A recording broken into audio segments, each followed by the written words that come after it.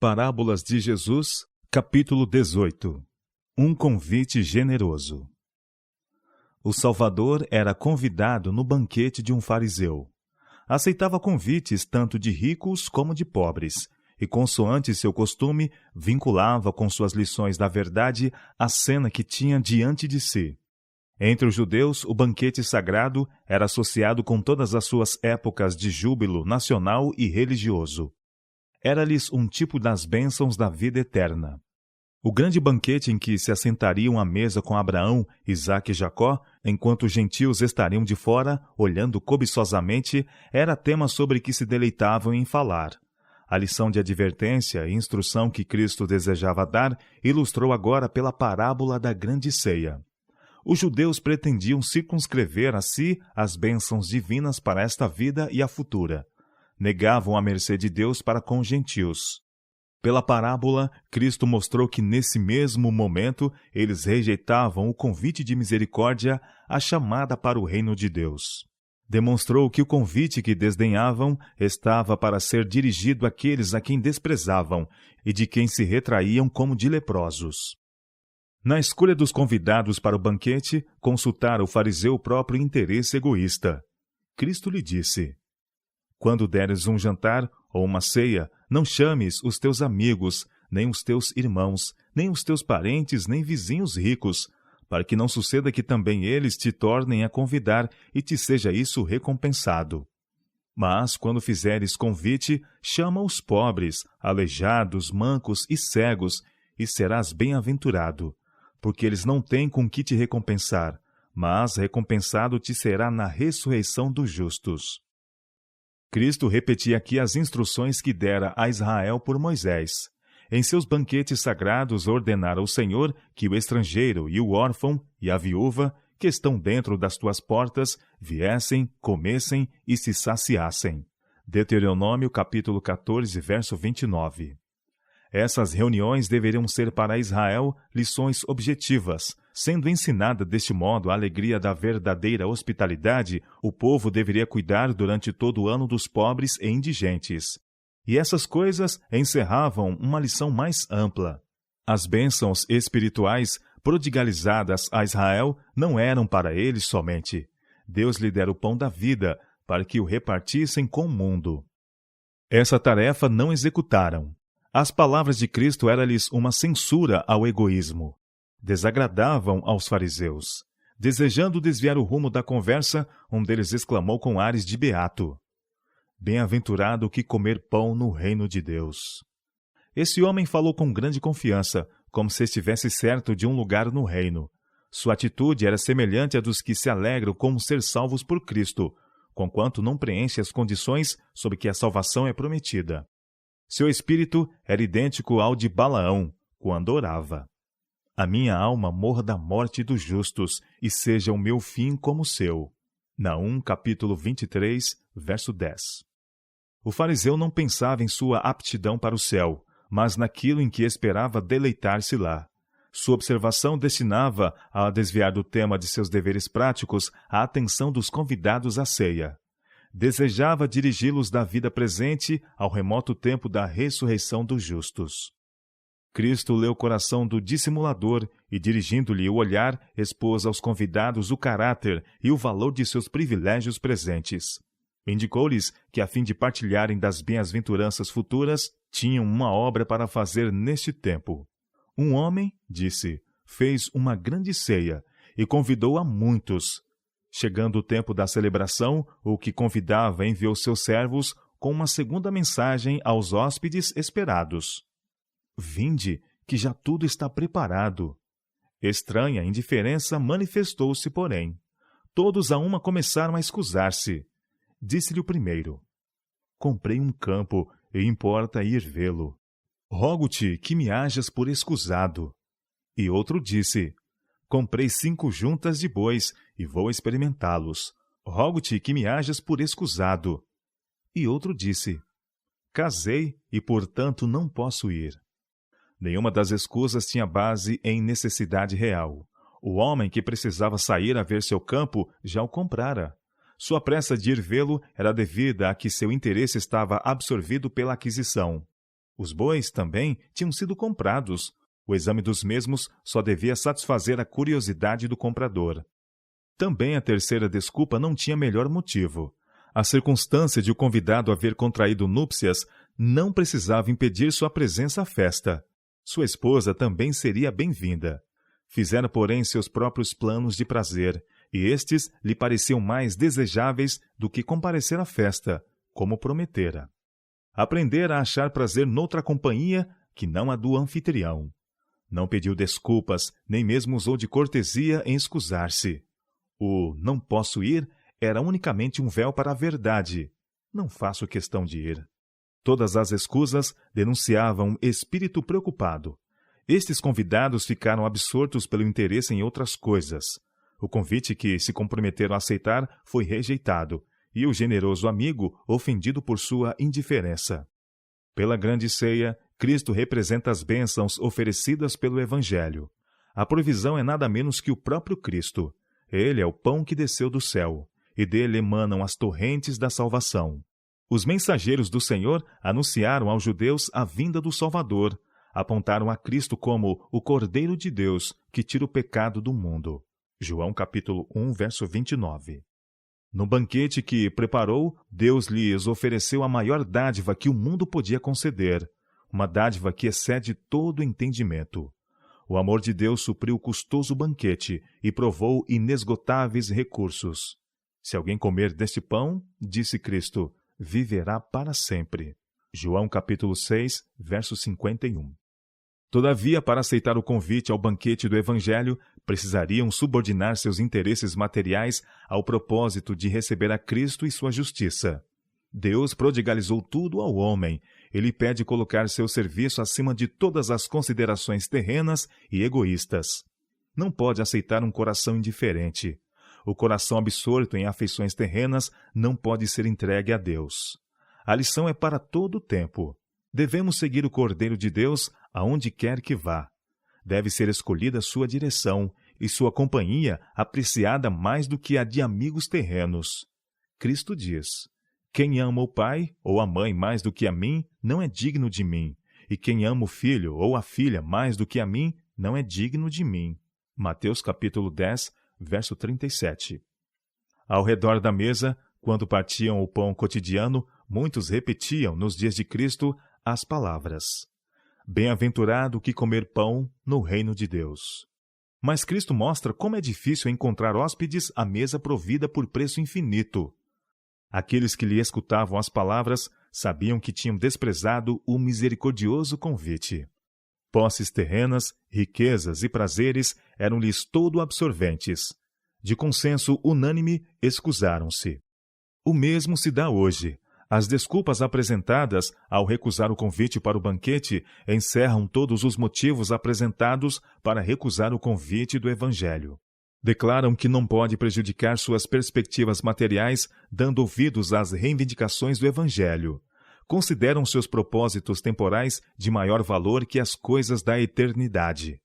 Justamente as bênçãos que receberam de Deus se tornam um empecilho que lhes separa a alma do Criador e Redentor.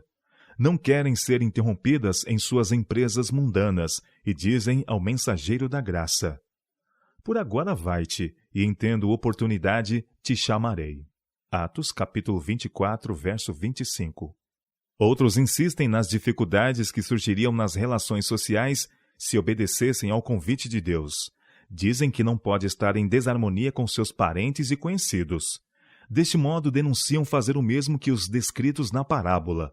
O anfitrião considera-lhes as desculpas fúteis e demonstrativas de desprezo ao convite. O homem que disse, casei e, portanto, não posso ir, representa uma grande classe. Muitos há que permitem que a esposa ou o marido os impeçam de atender ao convite de Deus. Diz o esposo, não posso seguir minha convicção do dever enquanto minha esposa é a isso contrária. Sua influência me tornaria excessivamente difícil fazê-lo. A esposa ouve o misericordioso convite. Vinde, que tudo já está preparado. E diz, rogo-te que me hajas por escusada. Meu marido recusa o convite de misericórdia. Diz que seu negócio é um embaraço. preciso acompanhar meu marido e por isso não posso ir. O coração dos filhos é impressionado. Desejam ir, mas amam o pai e a mãe e, como estes não atendem ao convite do Evangelho, pensam que sua presença não é esperada. Também dizem: hajas-me por escusado. Todos estes não atendem ao convite do Salvador, porque temem causar divisão no círculo da família. Pensam que, negando obediência a Deus, asseguram a paz e a prosperidade do lar. Porém, isto é uma ilusão. Quem semeia egoísmo, colherá egoísmo. Rejeitando o amor de Cristo, rejeitam aquilo que somente pode emprestar ao amor humano pureza e estabilidade. Não só perderão o céu, como também o verdadeiro gozo daquilo pelo que o céu foi sacrificado. Na parábola, o doador da ceia ouviu como seu convite fora recebido e, indignado, disse ao seu servo: saí depressa pelas ruas e bairros da cidade e trazei aqui os pobres e aleijados e mancos e cegos. O hospedeiro voltou-se daqueles que menosprezaram sua bondade e convidou uma classe não abastada, que não possuía casas nem terras. Convidou os pobres e famintos, que apreciariam a generosidade. Os publicanos e as meretrizes, disse Cristo, entram adiante de vós no reino de Deus. Mateus capítulo 21, verso 31. Por mais miseráveis que sejam os espécimes da humanidade, de quem outros zombam e se retraem, não são baixos, nem miseráveis demais para a atenção e amor de Deus. Cristo anseia que homens aflitos, cansados e opressos a Ele vão. Anseia dar-lhes luz, alegria e paz não encontradas em qualquer outra parte. Os piores pecadores são objeto de sua profunda, ardente misericórdia e amor. Envia o Espírito Santo para sobre eles velar com ternura, procurando atraí-los a si. O servo que fez entrar os pobres e cegos disse ao mestre: Senhor, feito está como mandaste, e ainda há lugar. E disse o Senhor ao servo: saí pelos caminhos e valados, e força-os a entrar, para que a minha casa se encha. Cristo apontou aqui a obra do Evangelho fora dos limites do judaísmo, nos caminhos e valados do mundo. Obedientes a este mandado, Paulo e Barnabé declaravam aos judeus: era mister que a vós se vos pregasse primeiro a palavra de Deus, mas visto que a rejeitais e vos não julgais dignos da vida eterna, eis que nos voltamos para os gentios, porque o Senhor assim nolo mandou. Eu te pus para a luz dos gentios, para que sejas de salvação até os confins da terra. E os gentios, ouvindo isto, alegraram-se e glorificavam a palavra do Senhor, e creram todos quantos estavam ordenados para a vida eterna. Atos capítulo 13, versos 46 a 48. A mensagem evangélica, pregada pelos discípulos de Cristo, era a anunciação de sua primeira vinda ao mundo. Trouxe aos homens as boas novas de salvação pela fé nele. Apontava para sua segunda vinda em glória para redimir seu povo, e deu aos homens a esperança de partilhar da herança dos santos na luz pela fé e obediência. Esta mensagem é dada à humanidade hoje em dia, e neste tempo está ligada à anunciação da breve volta de Cristo. Os sinais de sua vinda dados por ele mesmo cumpriram-se. E assim, pelos ensinos da palavra de Deus, podemos saber que o Senhor está à porta. João, no Apocalipse, prediz a proclamação da mensagem do Evangelho justamente antes da vinda de Cristo. Viu outro anjo voar pelo meio do céu e tinha o Evangelho eterno para o proclamar aos que habitam sobre a terra e a toda nação, e tribo, e língua, e povo, dizendo com grande voz: temei a Deus e dai-lhe glória, porque vinda é a hora do seu juízo. Apocalipse capítulo 14, versos 6 e 7. A esta advertência do juízo e as mensagens com ela relacionadas, segue-se na profecia a volta do Filho do Homem nas nuvens do céu. A proclamação do juízo é uma anunciação de que a segunda vinda de Cristo está próxima, e esta proclamação é chamada o Evangelho Eterno. Deste modo, é mostrado que a pregação da segunda vinda de Cristo, ou a anunciação de sua brevidade, é parte essencial da mensagem evangélica. A Bíblia declara que nos últimos tempos os homens estariam absortos em empresas mundanas, prazeres e enriquecimento. Estariam cegos para as realidades eternas. Cristo diz: E como foi nos dias de Noé, assim será também a vinda do Filho do Homem. Porquanto, assim como nos dias anteriores ao dilúvio, comiam, bebiam, casavam e davam-se em casamento, até ao dia em que Noé entrou na arca, e não perceberam, até que veio o dilúvio e os levou a todos. Assim será também a vinda do Filho do Homem. Mateus capítulo 24, versos 37 a 39. O mesmo se dá hoje. Os homens arrojam-se à caça de lucro e satisfação própria como se não houvesse Deus, nem céu, nem vida futura. Nos dias de Noé, foi dada a advertência do dilúvio vindouro para despertar os homens de sua impiedade e convidá-los ao arrependimento. Assim, a mensagem da próxima volta de Cristo visa despertar os homens de seu enlevo nas coisas temporais. Destina-se a acordá-los para o senso das realidades eternas, para que atendam ao convite para a ceia do Senhor. O convite do Evangelho deve ser dado a todo mundo, a toda nação e tribo e língua e povo. Apocalipse capítulo 14, verso 6. A última mensagem de advertência e misericórdia deve iluminar com sua glória toda a terra. Deve alcançar todas as classes sociais, ricos e pobres, elevados e humildes. Saí pelos caminhos e valados, diz Cristo, e força-os a entrar, para que a minha casa se encha. O mundo perece pela carência do Evangelho, a fome da palavra de Deus. Poucos pregam a palavra não misturada com tradições humanas. Embora tenham os homens nas mãos a Bíblia, não recebem as bênçãos que, para eles, Deus nela colocou. O Senhor chama seus servos para levar a mensagem ao povo. A palavra da vida eterna deve ser dada aos que perecem em seus pecados. Na ordem de ir pelos caminhos e valados, apresenta Cristo a tarefa de todos os que chama para ministrar em seu nome. Todo o mundo é o campo para os ministros de Cristo. Toda a família humana está compreendida em sua congregação. O Senhor deseja que sua palavra de misericórdia seja levada a toda a alma. Isto deve ser executado em alto grau pelo serviço pessoal. Era o método de Cristo. Sua obra consistia grandemente em entrevistas pessoais. Tinha fiel consideração pelo auditório de uma só alma. Por essa única pessoa, a mensagem muitas vezes era proclamada a milhares. Não devemos esperar que as almas venham a nós. Precisamos procurá-las onde estiverem. Quando a palavra de Deus é pregada do púlpito, o trabalho apenas começou. Há multidões que nunca serão alcançadas pelo Evangelho se ele não lhes for levado. O convite para o banquete foi dado primeiramente ao povo judeu, ao povo que for escolhido para ser professor e guia entre os homens, ao povo em cujas mãos estavam os escritos proféticos que prediziam o advento de Cristo, e a quem fora confiado o serviço simbólico que prefigurava sua missão. Tivessem os sacerdotes e o povo atendido ao convite, ter-se-iam unido aos mensageiros de Cristo para estender ao mundo o convite evangélico. A verdade foi-lhes enviada para que a comunicassem a outros. Escusando-se ao convite, foi este enviado aos pobres, aleijados, mancos e cegos. Publicanos e pecadores aceitaram o convite.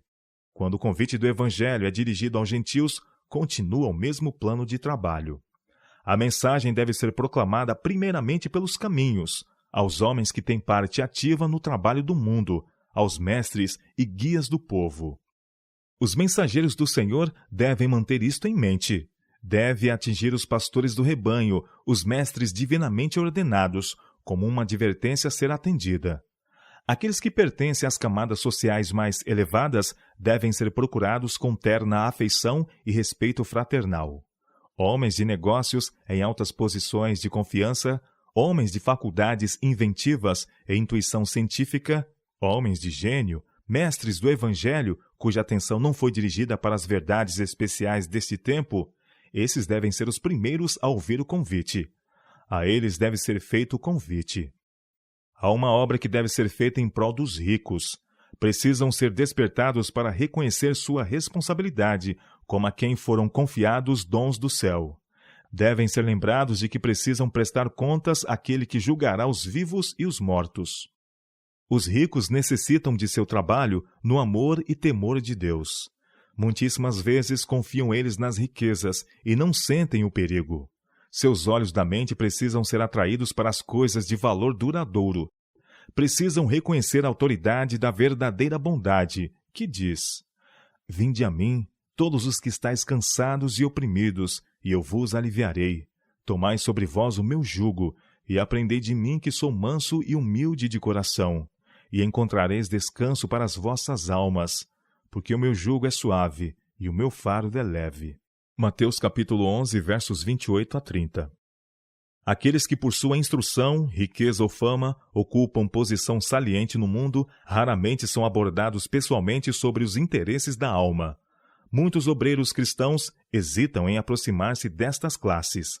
Mas isto não deve acontecer.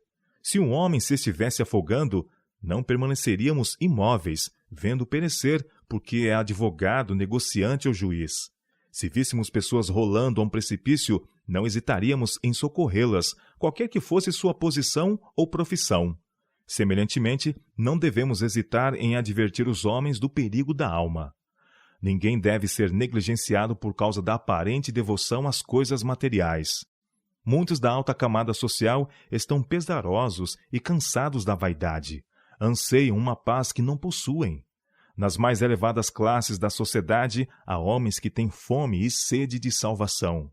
Muitos receberiam auxílio se os obreiros do Senhor deles se aproximassem pessoalmente, de maneira cortês, com o coração enternecido pelo amor de Cristo.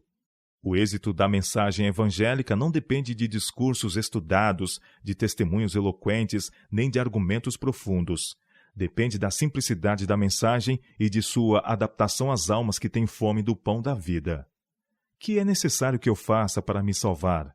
É a necessidade da alma. Milhares podem ser alcançados pelo modo mais simples e modesto. Os mais intelectuais, considerados os homens e mulheres mais prendados do mundo, são muitas vezes refrigerados pelas palavras simples de alguém que ama a Deus e fala desse amor tão naturalmente como os mundanos o fazem das coisas que mais profundamente lhes interessam. Frequentemente as palavras bem preparadas e estudadas têm pouca influência. Mas a expressão verdadeira e sincera de um filho ou filha de Deus, dita em simplicidade natural, tem poder para abrir a porta do coração que durante muito tempo esteve cerrada para Cristo e seu amor. Lembrem os obreiros de Cristo que não têm que trabalhar em sua própria força. Apoderem-se do trono de Deus com fé em seu poder de salvar. Instem com Deus em oração e trabalhem então com todas as facilidades que Deus lhes proporcionou. O Espírito Santo é provido com sua eficiência. Anjos ministradores estarão a seu lado para impressionar os corações. Que centro missionário não seria Jerusalém se seus guias e mestres houvessem recebido a verdade por Cristo? O Israel apóstata teria sido convertido. Um grande exército se teria congregado para o Senhor. Com que rapidez não teriam levado o Evangelho a todas as partes do mundo? Assim, agora, que obra não poderia ser realizada para levantar os caídos, asilar os desterrados e pregar as boas novas da salvação, se homens influentes e de grande capacidade fossem ganhos para Cristo? Rapidamente poderia ser feito o convite e reunidos os convidados para a mesa do Senhor. Contudo, não devemos pensar somente nos grandes e talentosos homens com desprezo das classes mais pobres. Cristo instrui seus mensageiros para ir também pelos caminhos e valados, aos pobres e humildes da terra. Nos cortiços e vielas das grandes cidades, nos caminhos solitários do campo, há famílias e indivíduos, talvez estrangeiros em terra estranha, que não pertencem a nenhuma igreja, e na solidão chegam a sentir que Deus deles se esqueceu. Não sabem o que devem fazer para serem salvos. Muitos sucumbem no pecado. Muitos estão acabrunhados. Estão opressos de sofrimentos e vicissitudes, incredulidade e desespero. Acometem-nos doenças de toda a espécie, da alma e do corpo. Anelam encontrar consolo para os tormentos, e Satanás tenta-os a procurá-los nos prazeres e divertimentos que conduzem à ruína e morte. Oferece-lhes os pomos de Sodoma, que se reduzirão a cinzas em seus lábios. Gastam dinheiro naquilo que não é pão e trabalham por aquilo que não satisfaz. Devemos ver nesses sofredores aqueles a quem Cristo veio salvar. Seu convite é: ó vós, todos os que tendes sede, vinde às águas, e os que não tendes dinheiro, vinde, comprai, e comei. Sim, vinde e comprai, sem dinheiro e sem preço, vinho e leite. Ouve-me atentamente, e comei o que é bom, e a vossa alma se deleite com a gordura. Inclinai os vossos ouvidos, e vinde a mim. Ouve, e a vossa alma viverá. Isaías capítulo 55, versos 1 a 3. Deus deu um mandamento especial, pelo qual devemos estimar o estrangeiro, o desterrado e as pobres almas destituídas de poder moral. Muitos que aparentam completa indiferença pelas coisas religiosas, no coração anseiam descanso e paz. Embora tenham caído no mais profundo abismo do pecado, há possibilidades de salvá-los. Os servos de Cristo devem seguir-lhe o exemplo. Andando de lugar em lugar, consolava ele os sofredores e curava os enfermos. Apresentava-lhes, então, as grandes verdades concernentes ao seu reino. Esta é a obra de seus seguidores. Aliviando os sofrimentos do corpo, você achará caminho para socorrer as necessidades da alma. Poderá apontar ao Salvador exaltado e contar do amor do grande médico que unicamente tem o poder de restaurar. Diga aos pobres desanimados e transviados que não desesperem. Embora hajam errado e não tenham formado bom caráter, Deus tem alegria em restabelecer-lhes mesmo o gozo da salvação. Compraz-se em tomar material aparentemente sem esperança, aqueles por quem Satanás operou, e fazê-los súditos de sua graça. Deleita-se em livrá-los da ira que virá sobre o desobediente. Diga-lhes que há purificação e salvação para toda a alma. Há um lugar para eles à mesa do Senhor. Ele espera dar-lhes as boas-vindas. Quem sai pelos caminhos evalados encontrará outros de caráter diametralmente oposto, que necessitam de seu auxílio. Há homens que vivem em harmonia com toda a luz que possuem e servem a Deus da melhor maneira que sabem.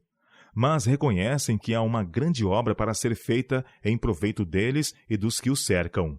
Anelam maior conhecimento de Deus, porém apenas começaram a ter um vislumbre de maior luz. Oram com lágrimas para que Deus lhes envie a bênção que vislumbram ao longe, pela fé. Em meio da impiedade das grandes cidades, podem ser encontradas muitas dessas almas. Muitas delas estão em ambiente humilde, e por isto são desconhecidas ao mundo. Há muitas das quais nada sabem ministros e igrejas, porém são testemunhas do Senhor nos lugares humildes e miseráveis. Podem ter tido pouca luz e poucas oportunidades de instrução cristã, mas em meio à nudez, fome e frio, procuram ministrar a outros. Procurem estas almas os mordomos da múltipla graça de Deus. Visitem seus lares e, pelo poder do Espírito Santo, remedeiem suas vicissitudes. Estude com elas a Bíblia e ore com elas com aquela simplicidade que o Espírito Santo inspira. Cristo dará a seus servos uma mensagem que será, para a alma, o pão do céu. A preciosa bênção será levada de coração a coração, de família a família. A ordem da parábola, força-os a entrar, tem sido frequentemente mal interpretada.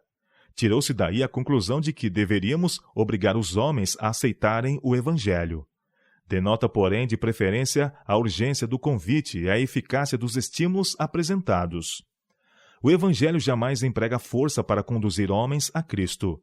Sua mensagem é: ó vós, todos os que tendes sede, vinde às águas. Isaías capítulo 55, verso 1. E o Espírito e a esposa dizem: vem, e quem quiser tome de graça da água da vida. Apocalipse capítulo 22, verso 17. O poder do amor e da graça de Deus nos constrange a aceitar o convite. O Salvador diz: eis que estou à porta e bato. Se alguém ouvir a minha voz e abrir a porta, entrarei em sua casa, e com ele cearei, e ele comigo. Apocalipse capítulo 3, verso 20. Não é repelido por menosprezo, nem desviado por ameaças. Antes procura constantemente o perdido, e diz: como te deixaria? Oséias capítulo 11, verso 8. Embora seu coração seja repelido pelo coração obstinado, volta a suplicar com mais força: eis que estou à porta e bato. O poder prevalecente de seu amor impele a alma a entrar e diz a Cristo: a tua mansidão me engrandeceu. Salmo 18, verso 35. Cristo quer implantar nos mensageiros o mesmo amor comovente que tem em procurar os perdidos. Não só devemos dizer, vem. Há homens que escutam o convite, porém seus ouvidos são demasiado surdos para compreender. Seus olhos são muito cegos para ver alguma coisa boa reservada para eles. Muitos reconhecem sua grande degradação. Dizem, não posso ser mais socorrido, deixem-me sozinho. Mas os obreiros não devem desistir. Com terno e piedoso amor, aproximem-se. Deem-lhes seu ânimo, sua esperança, sua força. Bondosamente impele-os a entrar. E apiedai-vos de alguns que estão duvidosos, e salvai alguns, arrebatando-os do fogo. Judas, versos 22 e 23. Se os servos de Deus com ele andarem pela fé, ele lhes dará força à mensagem. Estarão aptos para apresentar de tal modo seu amor e o perigo da rejeição da graça de Deus que os homens serão constrangidos a aceitar o Evangelho. Cristo realizará milagres maravilhosos se os homens executarem a tarefa dada por Deus. Pode ser operada uma tão grande transformação no coração humano hoje em dia como foi sempre nas gerações passadas. João Bunyan foi redimido da impiedade e orgia. João Newton, do tráfico de escravos, para proclamar o Salvador exaltado. Um Bunyan e um Newton podem ser redimidos dentre os homens hoje em dia. Por agentes humanos que cooperam com os divinos, muito pobre desterrado poderá ser ganho e, por sua vez, procurará restaurar a imagem de Deus em outros. Os que tiveram poucas oportunidades e andaram na vereda do mal por não saberem de melhor caminho, advirão raios de luz. Como a palavra de Cristo veio a Zaqueu, hoje me convém pousar em tua casa. Assim a palavra virá a eles, e aqueles que eram considerados pecadores inveterados serão achados com coração terno como o de uma criança, porque Cristo se dignou notá-los. Muitos volverão do mais vil erro e pecado e tomarão lugar de outros que tiveram privilégios e oportunidades, mas não os apreciaram. Serão contados entre os escolhidos do Senhor, eleitos e preciosos, e quando Cristo vier em seu reino, estarão juntos ao seu trono. Mas vede que não rejeiteis ao que fala. Hebreus capítulo 12, verso 25. Jesus disse, nenhum daqueles varões que foram convidados provará a minha ceia. Rejeitaram o convite e nenhum deles seria convidado novamente. Rejeitando a Cristo, os judeus endureciam o coração e entregavam-se ao poder de Satanás, de modo que se lhes tornaria impossível aceitar a graça de Jesus. O mesmo acontece hoje em dia. Se o amor de Deus não for apreciado e não se tornar um princípio que habite em nós, para abrandar e sujeitar a alma, estaremos completamente perdidos. O Senhor não pode proporcionar maior revelação de amor que a por ele demonstrada. Se o amor de Jesus não enternecer o coração, não há outro meio pelo qual podemos ser alcançados. Toda vez que você recusa ouvir a mensagem da graça, fortifica-se na incredulidade. Toda vez que deixar de abrir a porta do coração para Cristo, ficará menos e menos inclinado a atender à voz daquele que fala. Você diminui as probabilidades de atender ao último apelo da graça. Não seja escrito de você como do antigo Israel. Efraim está entregue aos ídolos, deixai-o. Oséias capítulo 4, verso 17. Não deixe Jesus chorar por você, como chorou por Jerusalém, dizendo, quantas vezes quis eu ajuntar os teus filhos, como a galinha os seus pintos debaixo das asas, e não o quiseste? Eis que a vossa casa se vos deixará deserta. Lucas capítulo 13, versos 34 e 35. Vivemos no tempo em que a derradeira mensagem da graça, o último convite, está sendo enviada aos homens. A ordem, sair pelos caminhos e valados, está atingindo seu cumprimento final. A toda alma será apresentado o convite de Cristo. Os mensageiros estão dizendo, vinde, que já tudo está preparado. Os anjos celestes ainda cooperam com os agentes humanos. O Espírito Santo apresenta todo o estímulo para o constranger a ir. Cristo aguarda algum sinal que demonstre que o ferrolho está sendo puxado e a porta de seu coração lhe está sendo aberta. Os anjos esperam levar para o céu a boa nova de que outro pecador perdido foi achado. As hostes celestes aguardam prontas para tocar suas harpas e cantar um hino de alegria, porque mais uma alma aceitou o convite para a ceia do Evangelho.